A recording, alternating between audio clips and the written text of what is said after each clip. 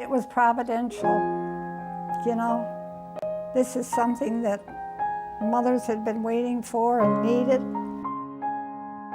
We never knew we were going to become such close friends and work so closely together, but we did. We were not held in high regard for a long, long time. I mean, we were thought by a lot of people not as these wonderful women, but selfish women who were putting our babies at risk in order to prove a point.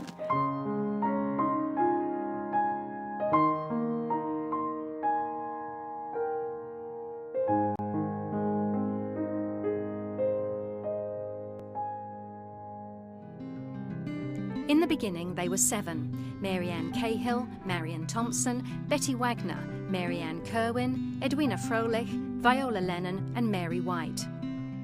60 years on, we've lost Betty, Edwina, Vi, Mary Ann Cahill and Mary White. But for Marion Thompson and Mary Ann Kerwin, the memories are as fresh as ever. Some of them had a lot more experience with breastfeeding.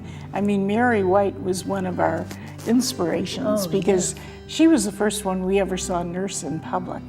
I one time was leading a panel at church, and Mary was on my panel and sitting next to me, and she had brought her new baby, and all of a sudden I'm hearing this sucking sound, and I realized Mary was nursing her baby at a church event. I had never seen anything like that before, but she's the one who gave us courage to do that because she did it so well. 6 of the 7 founding mothers went to Dr. Greg White. He was a family physician. Let's talk about Dr. White because he really was pivotal. Most mothers were being told not to breastfeed by their doctors for a wide variety of reasons. So a mother really had to hear from another doctor that it was all right. That was the only way mothers could be reassured it had to be by a medical person that it was all right to breastfeed. We could have said it, till we were blue in the face, but they needed that reassurance from another doctor. He is the one who actually came up with the name. Could you pronounce it?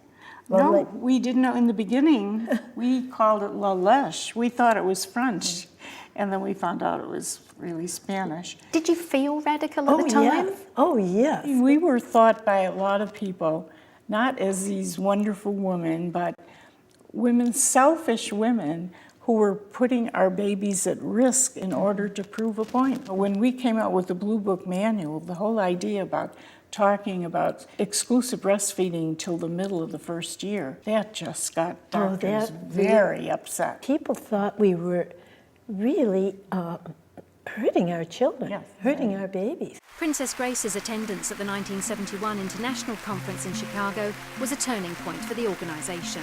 I had never considered anything else but breastfeeding when I should have children. She was so gracious. She just did everything to make her presence felt. She gave us the seal of approval that we needed. It was an exciting time, which Mary Ann Cahill reflected on shortly before she died. The phenomenal growth. It truly was. Well, it confirmed with us that this is something mothers were looking for. It was important to them. It was exciting, and I think we also thought, how are we going to keep up with that work? We got enough to do here. But then we found mothers in those places just tell us kind of what to do with it. And it works. Today, where people get their breastfeeding information from is far different to what it was even 10 years ago, 20 years ago. How do we evolve with that continuing? Well, on Facebook, probably, yes.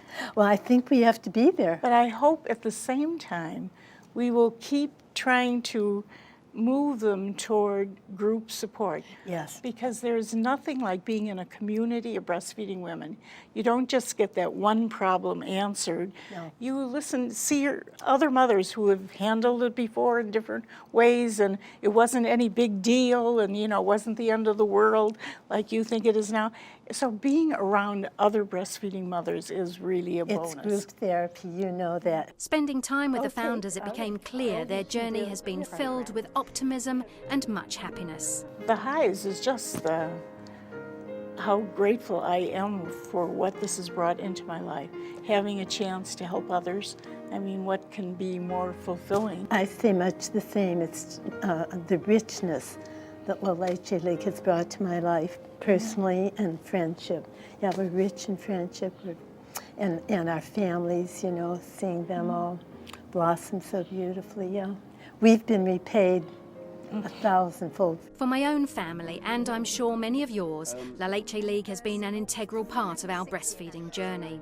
I think it's impossible to quantify the impact that your actions have had. I don't think you can. We do lots of things in our lives, but what you have done is singular, remarkable, and splendid. Do you want to write that down? Yeah.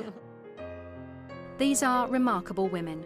From young mothers with a deep sense of family values, they grew as the vision they had became a national and then a worldwide organisation.